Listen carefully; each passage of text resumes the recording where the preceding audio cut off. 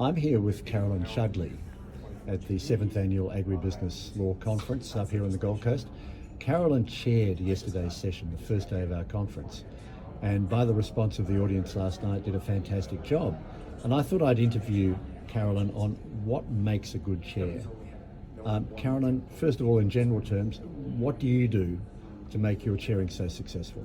Well, thank you so much, Robert, and really it was a pleasure to be invited to chair yesterday. Congratulations on the conference. As a chair, I always look to be observant, but also be engaging. You want to control, but not be too controlling. So I make sure that I take a sense of the mood of the room. What are people looking to get out of the session, and also help to guide the speaker. I think in a sense you've always got to listen very carefully to what the speaker is saying, because the audience is also looking at the chair to provide some guidance as to some questions, to fill in any awkward silences, which of course at these conferences there are none because it's so well run. But as a good chair, you've actually got to stick to time, but you've also got to be encouraging and read the room. Let the room just work its way through naturally how the actual speaker is talking, and if the questions need to flow throughout, let them, if it doesn't interrupt the speaker so much.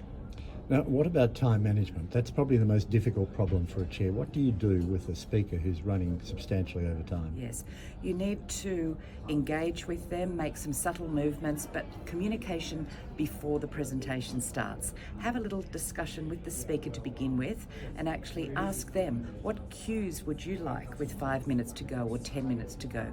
Do you want me to be vocal and open about that? Do you want me to pass you a note? Do you want me to touch you on the sleeve to just remind you that time is coming up? And if you're very natural about it and also not trying to hide it, the audience won't respond negatively to that. They'll just think it's prudent time management, and the speaker will thank you for it. And finally, Carolyn, what do you do with a quiet audience? We get these sometimes. Sometimes it's due to the content, sometimes the audience really isn't comfortable. What do you do to actually ensure that question time works when you've got a quiet audience? Indeed, and that is a part of the role of the chair as well, to actually listen to the session, to create your own questions as well. And you might have formulated them already or during the talk, and it's incumbent on the chair to actually provoke and ask some of those questions and really see if you can get audience engagement. If you cannot, don't embarrass the audience, don't embarrass the speaker.